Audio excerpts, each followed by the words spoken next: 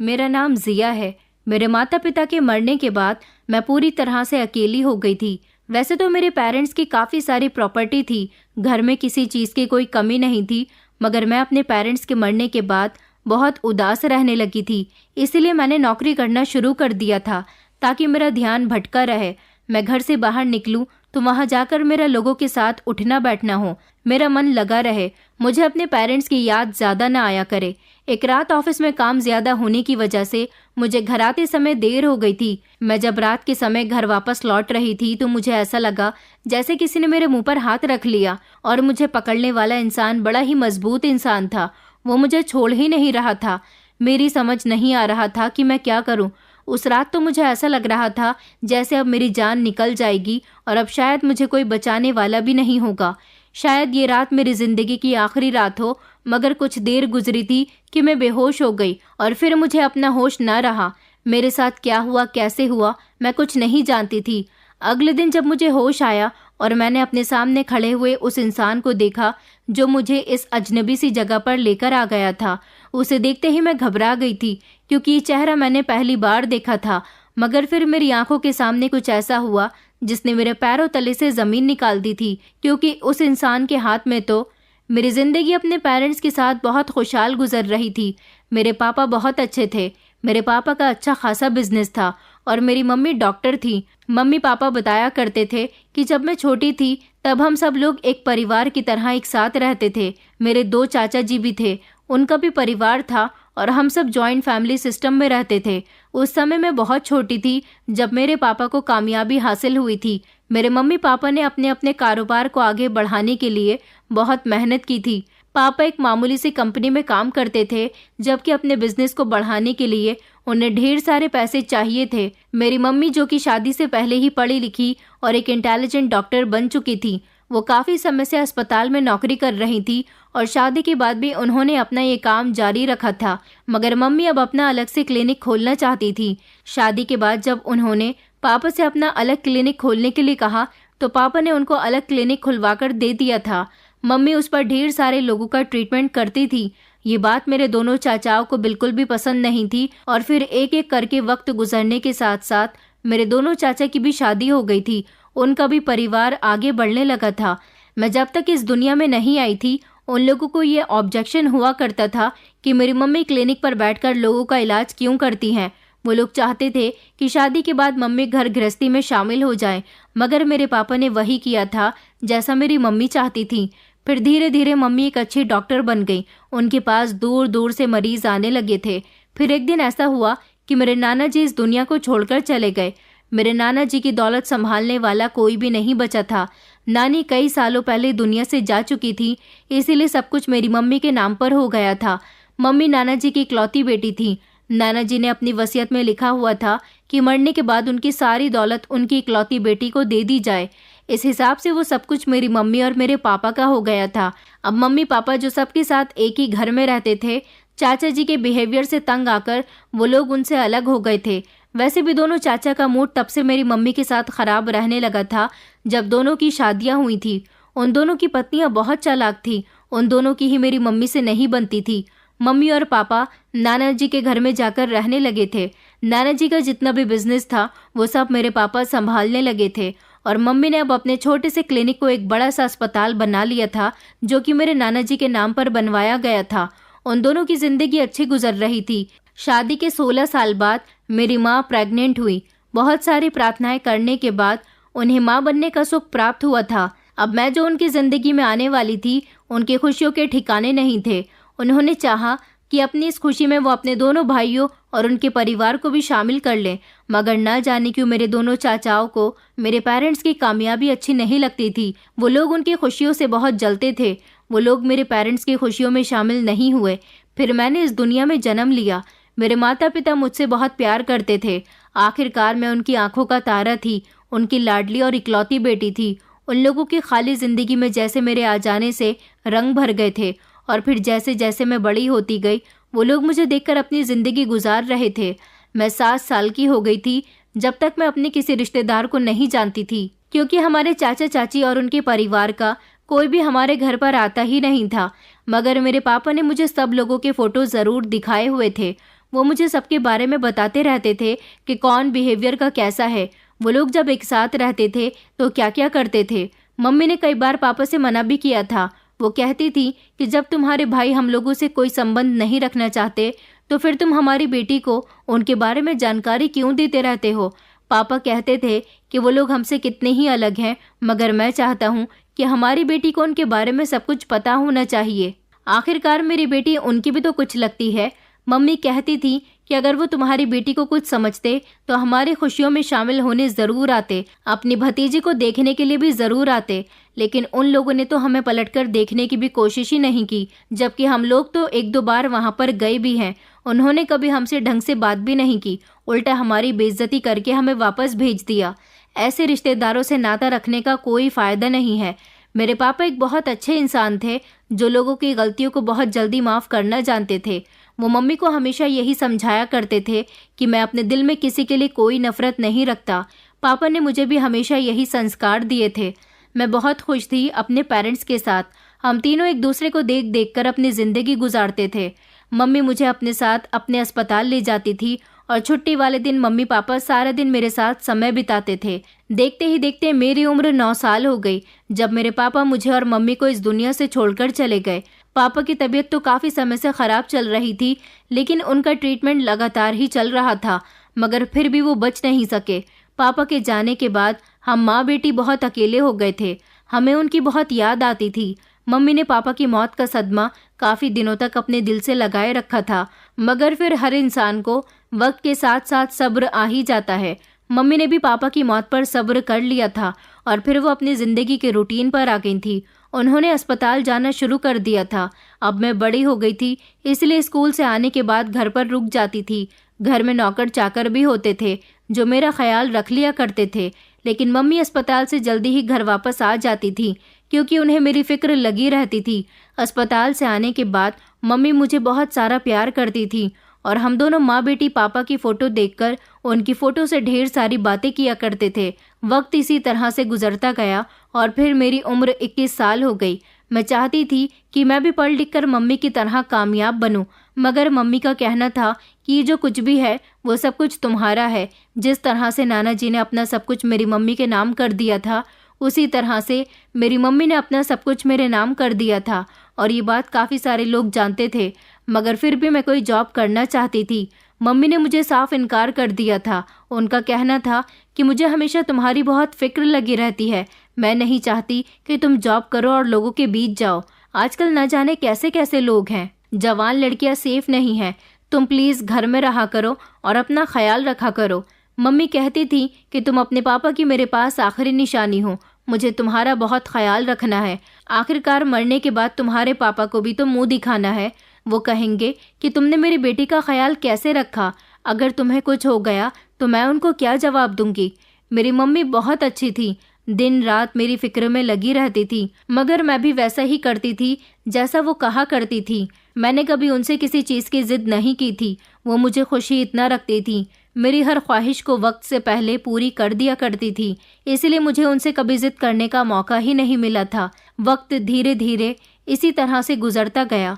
फिर एक दिन मेरी मम्मी मुझे बहुत परेशान नजर आ रही थी। जब वो अस्पताल से घर वापस आई तो उनके चेहरे पर मुस्कुराहट नहीं थी। मैंने उनसे उनके उदास होने की वजह पूछी तो उन्होंने मुझे इस बारे में कुछ नहीं बताया। मैं बार बार उनसे पूछ रही थी क्योंकि मैं उनकी तरफ से परेशान हो रही थी। मैं जानना चाहती थी कि आखिर मम्मी क्यों उदास हैं। वो किसी गहरी सोच में खोई हुई थी, लेकिन मुझे कुछ बता ही नहीं रही थी। अगले दिन जब मम्मी सुबह के समय घर से हॉस्पिटल जा रही थी, तब भी मैंने उनसे पूछा था, मम्मी आपके उदास होने की क्या वजह है? आखिर मेरे साथ आप अपना दुख बांट सकती हो। अगर कोई प्रॉब्लम है तो मुझे बताइए, शायद मैं आपको कोई अच्छी एडवाइस दे सकूं। मगर मम्मी ने मुझसे कहा कि तुम परेशान न हो, ऐसी कोई बात नहीं है जैसा तुम सोच रही हो। उस दिन मैं कॉलेज नहीं गई थी क्योंकि ना जाने क्यों मेरा दिल बहुत घबरा रहा था। मेरा कहीं जाने का मन नहीं कर रहा था। मैं अपने कमरे में आराम कर रही थी। सारा दिन इसी तरह से बोर होते होते गुजर गया था। मेरे दिल की घबराहट थी कि कम होने का नाम ही नहीं ले रही थी। मैं कई बार मम्मी को कॉल कर चुकी थी। हर बार मम्मी कॉल रिसीव करके यही कहती थी कि बेटा तुम बेवजह परेशान हो रही हो। मम्मी की आवाज़ सुनने के बाद मुझे सुकून मिल जाता था। रात को मैं मम्मी का बड़ी बेसब्री से इंतजार कर रही थी, क्योंकि हम दोनों माँ बेटी एक साथ ही खाना खाया करते थे। उस रात काफ़ी देर हो गई थी, मगर मम्मी घर पर नहीं आई थी। मैं मम्मी के लिए बेहद परेशान हो रही थी। मैंने मम्मी के ड्राइवर को भी कॉल की थी जब रात के 2 बज रहे थे। उन्होंने मुझे बताया कि मम्मी का एक्सीडेंट हो गया। ये सुनकर तो मेरे होश ही उड़ गए थे। मम्मी का एक्सीडेंट? मैं फौरन ही अपने घर के दूसरे ड्राइवर के साथ मम्मी से मिलने के लिए भागी थी।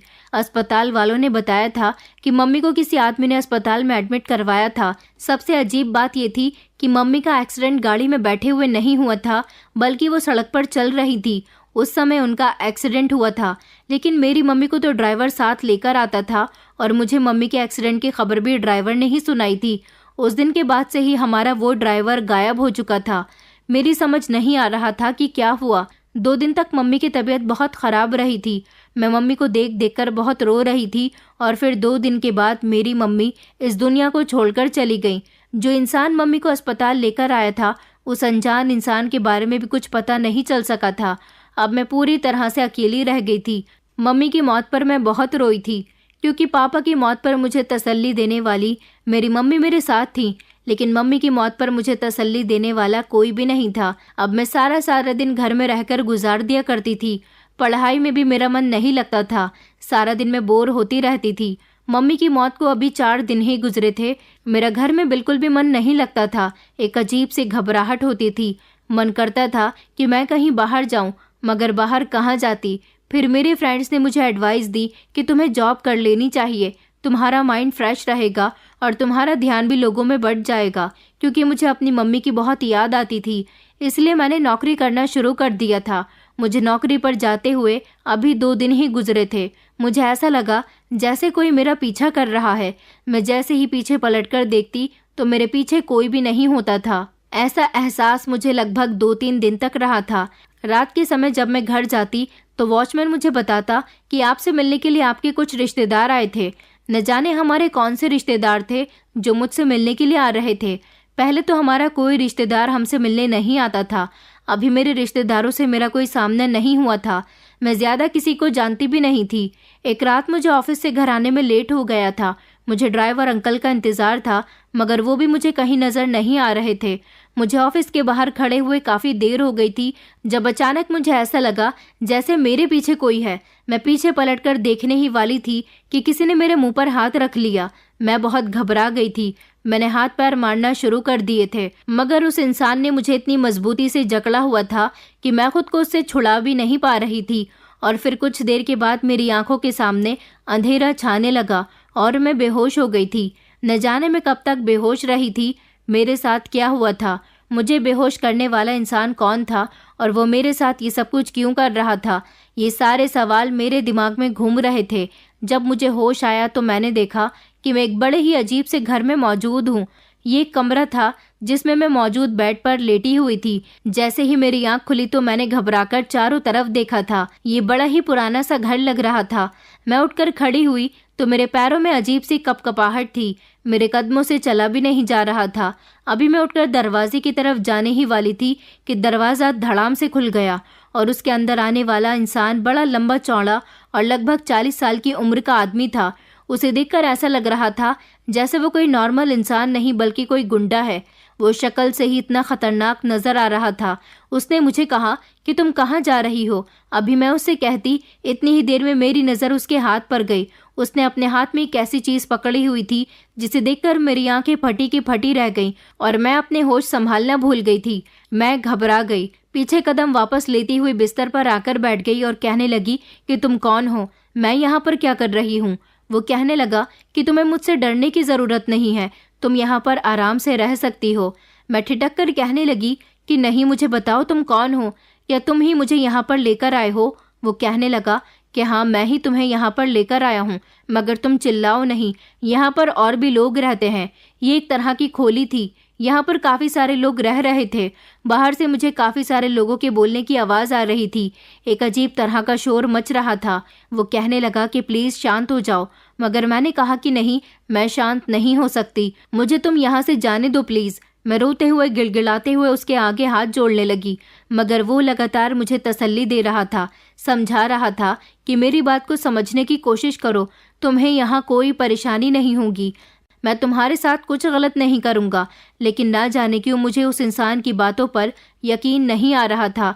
अगर वो मेरा कुछ बिगाड़ना नहीं चाहता था तो फिर मुझे यहाँ लेकर क्यों आया था।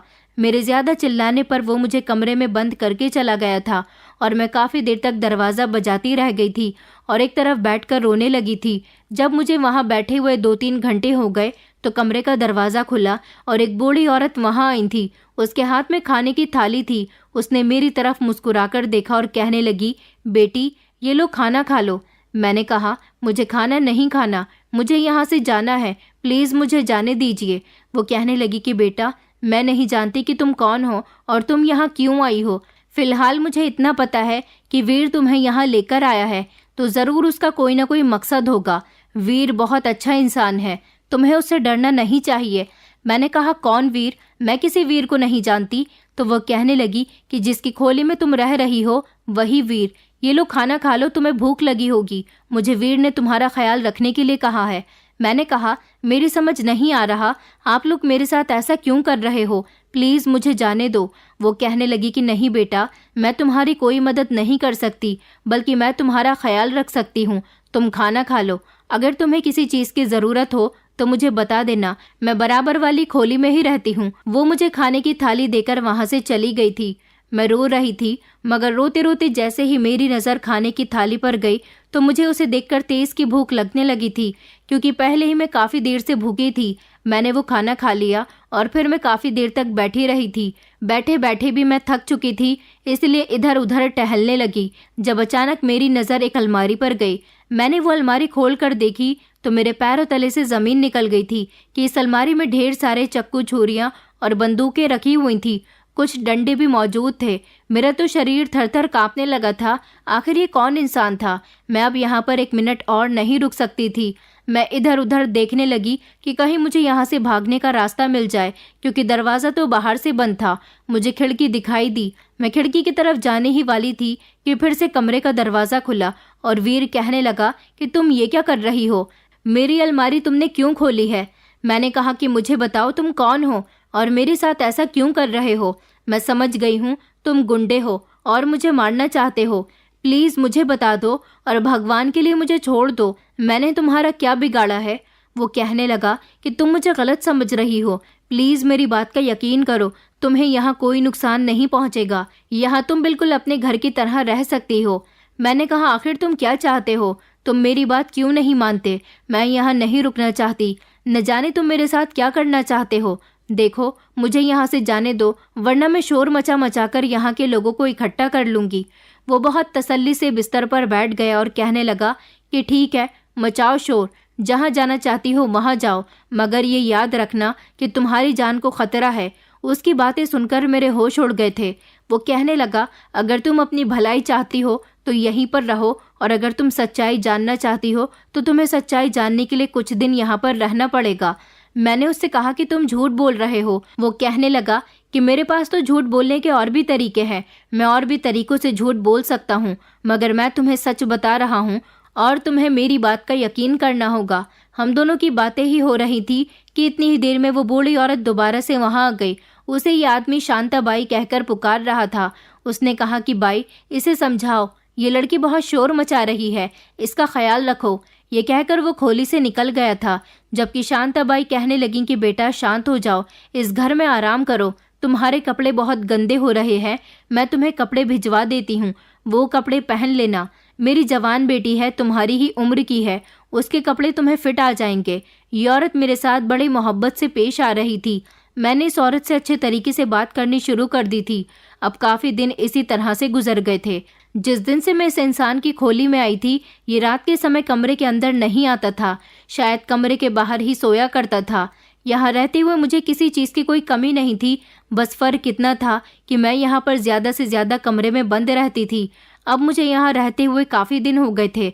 मैंने कहा कि अब मुझे कब तक यहाँ अपने पास रखोगे? प्लीज़ मुझे सारी बात बता दो ना कि क्या बात है, क्यों आपने मुझे यहाँ पर रखा है। उसने कहा कि मैंने तुम्हें बताया तो था कि तुम्हारी जान को खतरा है। मैंने कहा कि नहीं, तुमने मुझसे झूठ बोला था। भला मुझे कोई क्यों मार सकता है? मेरा तो कोई रिश्तेदार भी नहीं है, मेरे तो दोस्त भी 2-3 ही हैं, उसके अलावा मैं ज़्यादा किसी को जानती भी नहीं हूँ। तो वो कहने लगा कि तुम्हें सब कुछ पता चल जाएगा, सिर्फ 2 रातें और तुम यहाँ पर रुक जाओ। मैंने कहा लेकिन मैं इस कमरे में रहते रहते बहुत थक चुकी हूँ, मुझे बाहर की हवा खानी है, मुझे अपने घर जाना है। वो कहने लगा कि देखो, मैं तुम्हें तुम्हारे घर नहीं भेज सकता। मैं उस पर भड़क उठी थी। मैंने कहा आखिर तुम क्या चाहते हो? मैं नहीं रहना चाहती तुम्हारे साथ, मेरा घर है, मैं वहाँ पर रहती हूँ, तो फिर तुम्हारे साथ क्यों रहूँ? वो कहने लगा कि मैंने तुमसे कहा ना, बस तुम 2 रातें और यहाँ रुक जाओ, उसके बाद तुम्हें सारी सच्चाई पता चल जाएगी कि मैंने यहाँ पर तुम्हें क्यों रोका हुआ है। अब मुझे उसकी बात माननी ही थी। आखिरकार मैं उसकी कैद में थी, ना तो अपनी मर्जी से यहाँ आई थी और ना ही मैं अपनी मर्जी से यहाँ से जा सकती थी। फिर मैंने खुद को समझाया कि मैं इतना समय रुकी हूँ तो और 2 दिन रुक जाती हूँ। 2 दिन के बाद ना जाने ये इंसान मेरे साथ क्या करने वाला था। और फिर जैसे तैसे 2 दिन भी पूरे हो गए थे। वो इन 2 दिनों में मुझे अभी तक दिखाई नहीं दिया था। मेरे पास सिर्फ शांताबाई ही आती थी। वो मेरा बहुत ख्याल रख रही थी, मुझे वक्त पर खाना देती और मेरी हर ज़रूरत को पूरी करती थी। मुझसे बहुत अच्छे से बात करती थी, उसकी बातें बहुत अच्छी थी, उसकी बातों से मेरा मन लगा रहता था। वीर मेरी नज़र में एक गुंडा था, मगर वो वीर की बहुत तारीफ कर रही थी, कहती थी कि वीर बुरा इंसान नहीं है। मैं अपने मन में यही सोचती थी कि अगर वो बुरा इंसान नहीं है तो फिर उसने मुझे किडनैप क्यों किया, मुझे यहाँ पर क्यों उसने रखा हुआ है। मुझे अब मेरे सारे सवालों का जवाब मिलने वाला था। न जाने वो कहाँ चला गया था। मैं बेचैन हो रही थी कि कब 2 दिन का समय पूरा हो और मैं यहाँ से अपने घर जाऊँ। रात का टाइम हो गया था, मैंने अपने जाने की तैयारी कर ली थी। मैं तैयार होकर खड़ी हुई थी कि कब वो आए और मुझे यहाँ से मेरे घर छोड़ कर आए। काफ़ी देर हो गई थी, वो अभी तक नहीं आया था। लेकिन फिर जब थोड़ी देर के बाद वो आया तो उसने मेरा हाथ पकड़ा और कहने लगा कि चलो, मैं तुम्हें कुछ दिखाना चाहता हूँ। मैंने कहा मगर मुझे मेरे घर जाना है। वो कहने लगा क्या तुम जानना नहीं चाहती कि मैंने तुम्हें इतने दिन यहाँ पर क्यों रखा? मैंने कहा हाँ, जानना चाहती हूँ। तो वो कहने लगा कि चलो मेरे साथ, तुम्हें अभी सब कुछ पता चल जाएगा। वो मुझे दूसरी खोली में ले गया था। वहाँ ले जाने के बाद जैसे ही उसने कमरे का दरवाज़ा खोला तो मुझे कमरे के अंदर जाने के लिए कहा। मैं कमरे के अंदर गई तो मेरे पैरों तले से ज़मीन निकल गई थी, क्योंकि सामने जो इंसान था उसे कुर्सी के साथ बांध कर रखा गया था। उसके हाथ पैर बंधे हुए थे, उसके शरीर पर चोटें भी लग रही थी, मगर न जाने क्यों मुझे ऐसा लगता था जैसे मैंने इस इंसान को कहीं देखा है। वीर उस लड़की के पास गया और वीर ने उसको जगाने की कोशिश की। मुझे देखकर वो डर गया था और वीर से बार बार कह रहा था कि प्लीज़ मुझे जाने दो। वीर ने उससे कहा कि अब सच सच बता कि तेरे बाप ने और तेरे चाचा ने डॉक्टर के साथ क्या किया था। मगर वो बार बार उससे कह रहा था कि मैं कुछ नहीं जानता। तभी वीर ने अपनी जेब से बंदूक निकालकर उसके सर पर रख दी। मैं तो ये सब देखकर बहुत डर गई थी, उतना ही डर उस लड़की को भी लग रहा था। उसने वीर से कहा कि मैं तुम्हें सारी सच्चाई बताने के लिए तैयार हूँ, प्लीज़ मुझे मारना मत, मुझे माफ़ कर देना, मेरी कोई गलती नहीं है। उसने कहा डॉक्टर सरिता जो मेरे पापा के बड़े भाई की पत्नी थी, उनको मेरे पापा और चाचा ने ही मारा था। दरअसल वो लोग चाहते थे कि वो उनकी सारी जायदाद हथिया लें। ताऊ जी के मरने के बाद उन लोगों की नज़र इन दोनों माँ बेटी पर टिकी हुई थी। उन्होंने डॉक्टर सरिता को ब्लैकमेल करना शुरू कर दिया था। वो लोग कहते थे कि खामोशी से अपना सब कुछ हमारे नाम कर दो, वरना अच्छा नहीं होगा। वो बहुत परेशान रहने लगी थी। एक दिन उन्होंने ताई जी को रास्ते से हटाने के लिए प्लान बनाया। रात के टाइम पर उन लोगों ने डॉक्टर सरिता की गाड़ी का एक्सीडेंट करना चाहा, मगर वो अपनी गाड़ी से कूदकर भाग गई थी। वो लोग डॉक्टर सरिता को काफी देर तक ढूंढते रहे। जब वो थोड़ी दूरी पर चले तो उन्हें डॉक्टर सरिता मिल गई थी। उन्होंने गाड़ी को देखकर भागना शुरू कर दिया। तब मेरे पापा ने गाड़ी की रफ्तार तेज कर दी और डॉक्टर सरिता को सड़क पर भागते समय ही उनको गाड़ी से कुचल दिया और फिर वो लोग वहां से गायब हो गए। इस तरह किसी को पता ही नहीं चल सका कि डॉक्टर सरिता की मौत किस तरह से हुई। फिर उन लोगों की नज़र इस लड़की पर थी, क्योंकि ये बात तो सब लोग जानते हैं कि दोनों पति पत्नी ने अपनी सारी प्रॉपर्टी अपनी बेटी के नाम कर दी है। अब ये लोग बेटी को रास्ते से हटाना चाहते थे। ये काम मुझे सौंपा गया था। मैं इस लड़की पर नज़र रखे हुए था कि ये कब क्या करती है। 1-2 बार मैं इससे मिलने के लिए इसके घर पर भी गया था, मगर ये मुझे वहाँ नहीं मिली थी। मैंने सोचा था कि मैं इससे दोस्ती बढ़ा लूँगा और फिर धीरे धीरे जब जान पहचान होगी तो हम लोग इसको अपनी बातों में लेकर चालाकी से मार देंगे और फिर इसकी सारी दौलत अपने नाम कर लेंगे।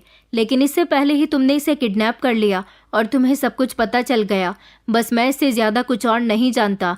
ये बात सुनकर तो मेरे पैरों तले से ज़मीन निकल गई थी, क्योंकि ये कहानी तो मेरी माँ की कहानी थी। इसका मतलब ये था कि मेरी माँ का एक्सीडेंट नहीं हुआ था, बल्कि इन लोगों ने मेरी माँ को मारा था। और ये लड़का कोई और नहीं बल्कि मेरे चाचा जी का बेटा था।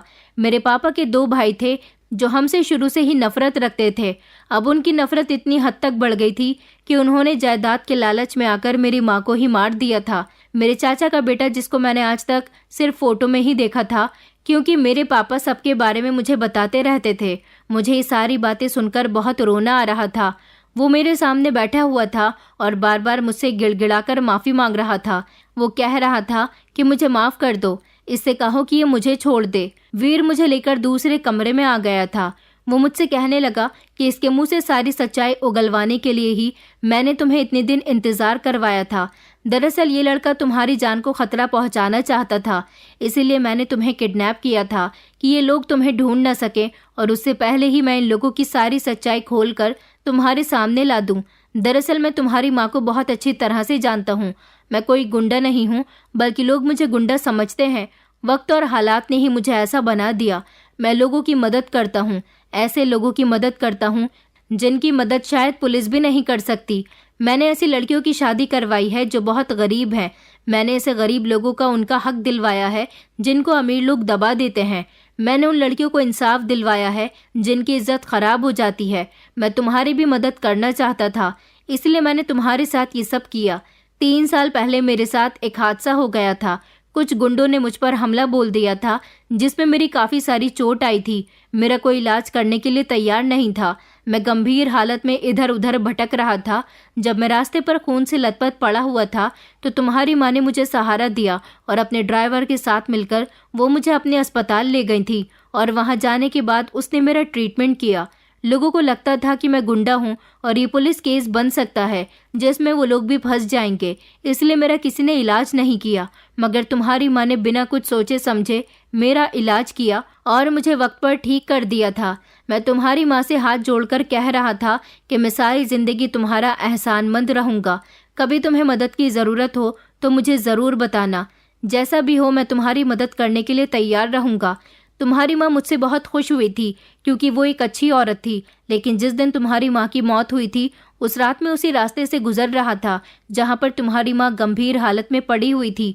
तुम्हारे दोनों चाचा तुम्हारी माँ को गाड़ी से कुचलकर वहां से भाग निकले थे। किसी ने उन्हें तुम्हारी माँ को मारते हुए नहीं देखा था क्योंकि वो सुनसान सड़क थी। मगर जब मैंने तुम्हारी माँ को देखा तो मैं उसे उठाकर अस्पताल लेकर जाने लगा था, जब तुम्हारी माँ ने मुझे रोक दिया और कहने लगी कि मुझे बचाने की कोशिश मत करो, मेरे मरने का समय आ गया। मुझे तुमसे एक ज़रूरी बात करनी है। मेरी बेटी का ख्याल रखना। मुझ पर मेरे देवरों ने हमला किया है। वो लोग मेरी बेटी को भी नुकसान पहुंचा सकते हैं। आगे भी वो मुझे कुछ कहना चाहती थी, मगर अचानक उन्होंने अपनी आंखें बंद कर ली। उनकी आवाज़ शांत हो गई और उन्होंने मेरी आंखों के सामने ही दम तोड़ दिया था। वो मरते समय मेरे आगे हाथ जोड़कर तुम्हारी रखवाली का मुझसे वादा लेकर गई थी। मैं ही था जो तुम्हारी माँ को अस्पताल लेकर गया था। मैंने उसी दिन से ठान लिया था कि मैं इसके कातिलों को सज़ा दिलवाकर ही रहूँगा और तुम्हारा बहुत बहुत ख्याल रखूँगा। मैंने उसी दिन से तुम्हारी तलाश करनी शुरू कर दी थी और फिर मैंने तुम्हें तलाश करके यहाँ पर कैद कर लिया ताकि कोई तुम्हें नुकसान न पहुँचा सके। मैं तुम्हारी माँ के कातिलों को सज़ा दिलवाना चाहता हूँ, इसलिए मैंने इसको किडनैप किया है, क्योंकि मैं जानता था कि यही है जो तुम्हें अपनी बातों में लेकर तुम्हें ढूंढने की कोशिश कर रहा है। ये लोग तुम्हें भी नुकसान पहुंचा सकते थे, इसलिए मैंने सबूत के तौर पर इस लड़के को किडनैप कर लिया और इसकी इतनी पिटाई लगाई कि इसने अपने मुंह से मुझे सब कुछ उगल दिया और अब ये पुलिस से भी यही सब कुछ कहेगा और इस तरह तुम्हारी मम्मी को इंसाफ मिल जाएगा। मैं उस इंसान के पैरों में गिर गई थी और कहा कि मैंने तुम्हारे बारे में सुना था कि तुम बहुत अच्छे हो, मगर आज अपनी आंखों से देख भी लिया।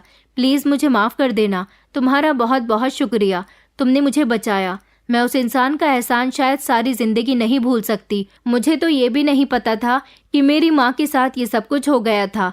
अब मुझे समझ आई थी कि मेरी माँ इतना परेशान क्यों रहने लगी थी। वीर ने पुलिस को बुला लिया था और उसके बेटे ने पुलिस के सामने भी वही सब कुछ कहा था जो उसने मुझे बताया था। उस लड़के के स्टेटमेंट पर पुलिस ने मेरे दोनों चाचाओं को भी अरेस्ट कर लिया था।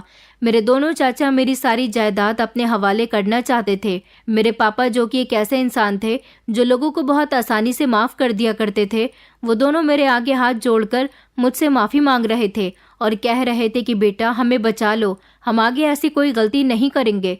मैं चाहती तो उस समय अपने पापा की तरह उन लोगों को माफ़ कर सकती थी, मगर नहीं, इन लोगों ने मेरी मम्मी की जान ली थी। मैं उन लोगों को कभी माफ़ नहीं करूंगी। उन लोगों को कड़ी से कड़ी सज़ा हो गई थी क्योंकि उनका बेटा पुलिस को उनकी पूरी प्लानिंग के बारे में बता चुका था और फिर उन्होंने भी पुलिस को सब कुछ बता दिया। वीर ने मुझे मेरे घर भेज दिया था और उसने मेरी जिम्मेदारी ली थी कि वो मेरी अच्छे लड़के के साथ शादी करवाएगा, क्योंकि वो मुझे अकेला नहीं छोड़ना चाहता था। उसने अपने ही साथ का एक लड़का मेरे घर पर मेरी रखवाली के लिए छोड़ दिया था। वो मेरे लिए कोई अच्छा रिश्ता तलाश कर रहा है। उसने मुझे बताया था कि जो काम वो करता है उसके काम से खुश होकर लोग उसे पैसे देते हैं। यही वजह है कि उसके घर की अलमारी में बहुत सारे हथियार रखे हुए थे, क्योंकि ऐसे लोगों को मारने या डराने धमकाने के लिए उसके हथियार काम आते थे। कई बार वो जेल भी जा चुका था, मगर वो अच्छे काम करता था, इसलिए पुलिस वालों ने भी उसे छोड़ दिया था। वो आज भी मेरी रखवाली करता है और मेरे लिए रिश्ता तलाश कर रहा है, मगर अभी उसे कहीं पर मेरे लिए अच्छा रिश्ता नहीं मिल पा रहा। वो मेरा ख्याल बिल्कुल एक बड़े भाई की तरह रखता है। मैं बहुत खुश हूँ कि दुनिया में कुछ ऐसे अच्छे लोग भी हैं जिनका काम देखने में गलत लगता है, मगर वो गलत काम अच्छे लोगों के लिए करते हैं। वीर को अब मैं अपना भाई मानने लगी हूँ, क्योंकि मेरा सगा भाई भी अगर जिंदा होता तो शायद मेरे लिए इतना नहीं करता जितना वीर ने किया। दोस्तों, उम्मीद करती हूँ आपको हमारी कहानी पसंद आई होगी। कहानी पसंद आई है तो वीडियो को लाइक करें, चैनल पर नए हैं तो चैनल को सब्सक्राइब करें और हाँ, नोटिफिकेशन बेल को ज़रूर दबाएं ताकि अगली अपडेट सबसे पहले आपको मिले।